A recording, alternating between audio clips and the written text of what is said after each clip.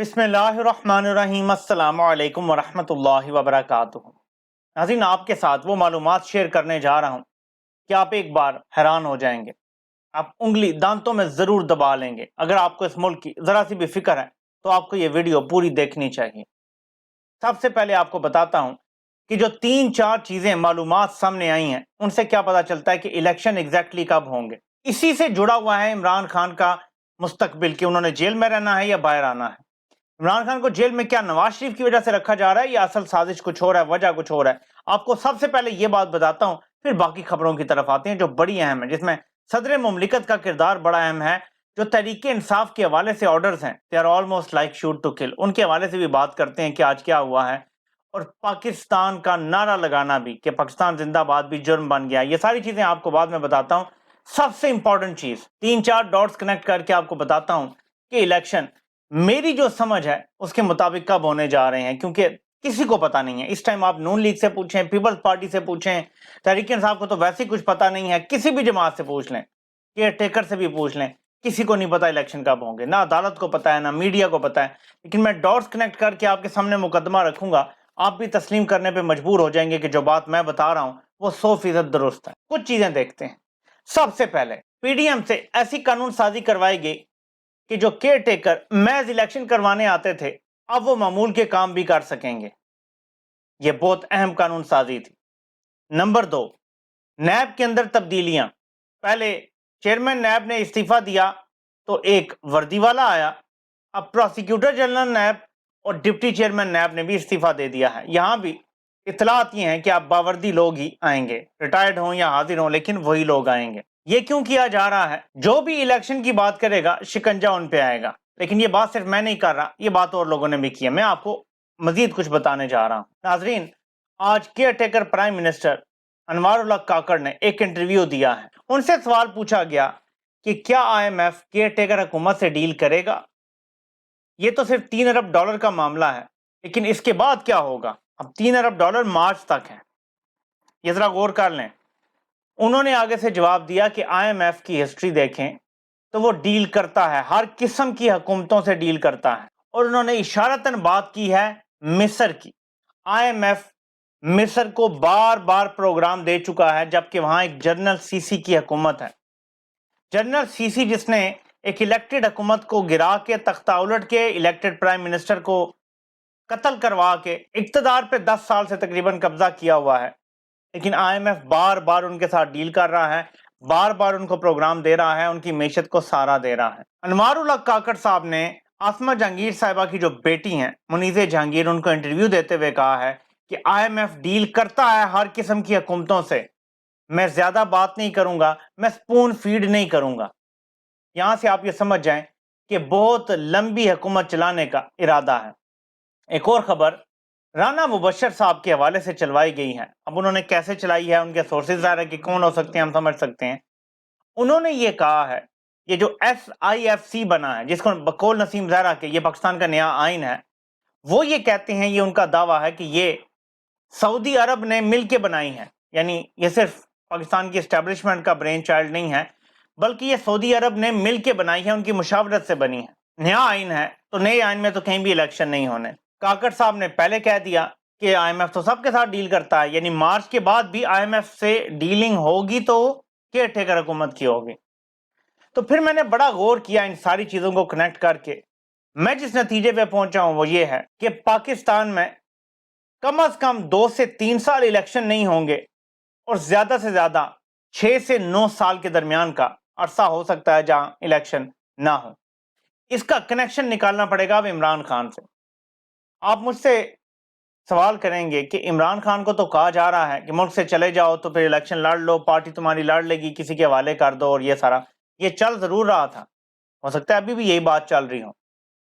लेकिन इमरान खान को मुल्क से बाहर भेजने की ये वजह नहीं है कि नवाज शरीफ को इक़्तिदार की मसनद पे बिठाना है, या शहबाज शरीफ को इक़्तिदार की मसनद पे बिठाना है, या बिलावल को बिठाना है। इस कदर जिल्लत, इस कदर रुसवाई इसलिए ली गई है कि इनको इक़्तिदार के सामने बिठाना है, सवाल ही पैदा नहीं होता। ये सब एक लंबी प्लानिंग का हिस्सा है जिसमें किसी सियासतदान को कुछ भी नहीं मिलेगा। सब हाथ मलते रह जाएंगे।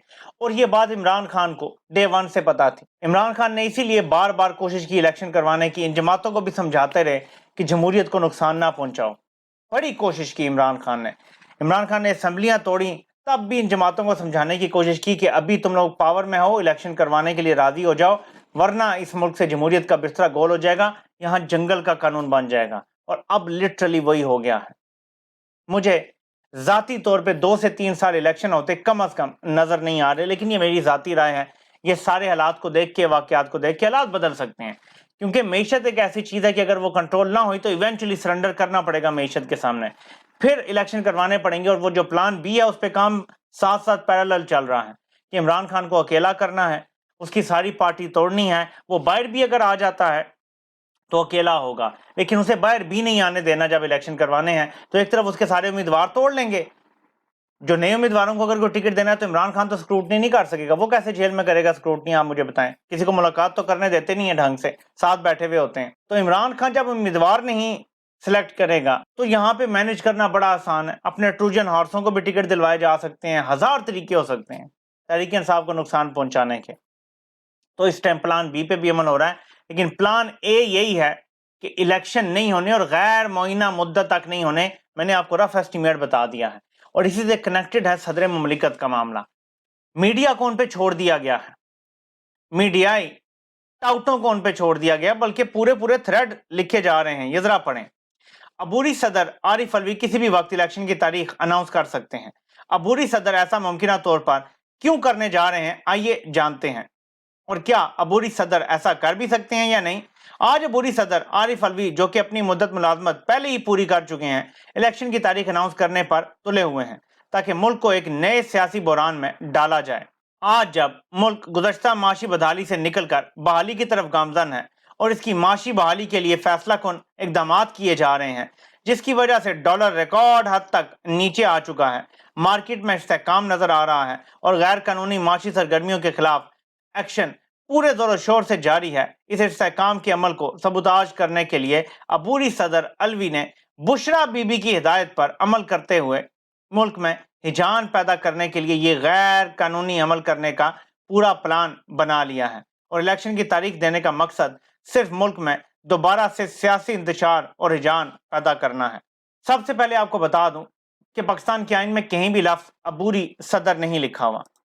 आर्टिकल 44 जो ऑफिस की टर्म है प्रेसिडेंट की, उसके बारे में क्या कहता है। वो ये कहता है कि subject to the constitution the president shall hold office for a term of 5 years from the day he enters upon his office, provided that the president shall notwithstanding the expiration of his terms continue to hold office until his successor enters upon his office। यानी सदर मुमलिकत जब तक उनका successor नहीं आ जाता, अगला बंदा elect होके नहीं आ जाता, ऑफिस होल्ड करेंगे। कहीं भी नहीं लिखा हुआ कि सदर मुमलिकत अबूरी सदर होंगे।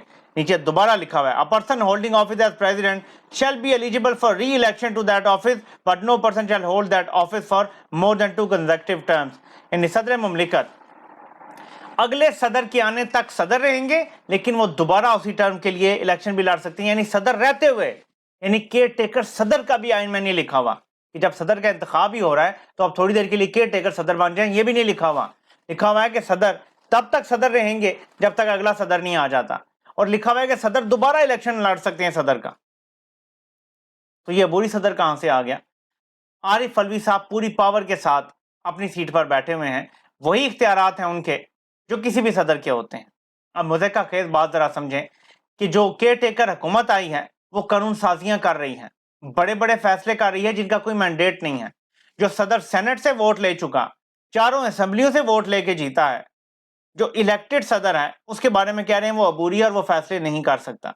तो आपको बताता हूं कि सदर मुमलिकत के पास मजीद 2 से 3 दिन है, 54 दिन का कम अज कम इलेक्शन का शेड्यूल होता है। तो 90 दिन में अगर इलेक्शन करवाने हैं तो सदर मुमलिकत को कम अज कम 54 दिन का शेड्यूल देना पड़ेगा। 33 या 34 दिन गुजर गए हैं जब असेंबलियां तोड़ी गई थी, तब से लेकर अब तक सदर मुमलिकत को इलेक्शन की तारीख दे देनी चाहिए थी, लेकिन जाहिर है कि उनको अप्रोच किया गया था, डराया गया था, धमकाया गया था, समझाया गया था, हर तरह से तरीका आजमाया गया था, लेकिन सदर मुमलिकत اگر تاریخ دیتے ہیں تو اگلے 2 دنوں میں میکسیمم میرے خیال میں انہیں تاریخ دے دینی چاہیے۔ 9 تاریخ کو اگر اسمبلیاں ڈیزالو ہوئی تھیں تو اب 11 تاریخ ہو گئی ہے، یہ 32 سے 33 دن ہو گئے ہیں۔ صدر مملکت کے پاس ٹوٹل مزید 3 دن بچے ہیں۔ جب 36 دن گزر جائیں گے تو پیچھے 54 دن کا جو شیڈیول ہوتا ہے، کیونکہ 90 دن میں الیکشن کروانے ہیں، اس کا کٹ آف ٹائم آ جائے گا، اور اس کے بعد اگر صدر ڈیٹ دیتے ہیں تو وہ بھی آئین کی خلاف ورزی کے مرتکب ہوں گے، جو میرے خیال میں انہیں رسک نہیں لینا چاہیے اور ڈیٹ دے دینی چاہیے۔ اس کے بعد فیصلہ اپنا قاضی فائز عیسیٰ صاحب ہی کریں گے۔ ناظرین، تحریک انصاف پہ ظلم اور جبر اب اس حد تک پہنچ چکا ہے۔ تحریک انصاف نے ایک پرامن ریلی کی تو یہ آپ کو سول لباس میں ایک بندہ پستول تانے ہوئے نظر آ رہا ہے۔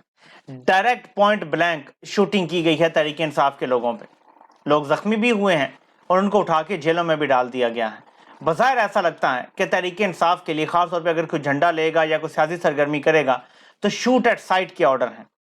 تحریک انصاف پہ غیر اعلانیہ پابندی لگائی ہوئی ہے اس ٹائم، بظاہر ایسی صورتحال لگتی ہیں۔ میں آپ کو دکھاتا ہوں جو ایک چیز کا ثبوت آپ کو لگے گا کہ پاکستان پہ ملک دشمنوں نے قبضہ کر لیا ہے۔ ناظرین، ایک قیدی کا ریمانڈ اس لیے مانگا گیا ہے کہ اس نے شناخت کے دوران پاکستان زندہ باد کا نعرہ لگایا تھا۔ میں مذاق نہیں کر رہا، یہ آپ پورا پیج یہیں پہ سٹاپ کر کے پڑھ لیں کہ بندے نے پاکستان زندہ باد کا نعرہ لگایا، اس لیے اس کا ریمانڈ دیا جائے۔ یہ اب جرم بن گیا ہے پاکستان میں۔ اتنا ظلم تو شاید مقبوضہ کشمیر میں بھی بھارتی نہیں کرتے، پاکستان زندہ باد کا نعرہ لگانے پہ ریمانڈ لے رہے ہوں جس طرح یہاں پہ کیا جا رہا ہے۔ کوئی شک نہیں رہنا چاہیے کہ پاکستان پہ ملک دشمنوں نے قبضہ کر لیا ہے۔ بیرونی طاقتوں کے ایجنٹ پاکستان کو نوچ رہے ہیں، کھا رہے ہیں، اور اس کو صرف بچانا عوام کی ذمہ داری ہے۔ عمران خان اپنا کام کر چکا ہے، اب وہ جیل میں ہے۔ اب یہ ذمہ داری عوام کی ہے کہ اپنے ملک کو کیسے بچاتے ہیں۔ آپ سے انشاءاللہ پھر ملاقات ہوتی ہے۔ اللہ پاک آپ سب کا حامی و ناصر ہو۔ آپ سب کے سننے کا بہت بہت شکریہ۔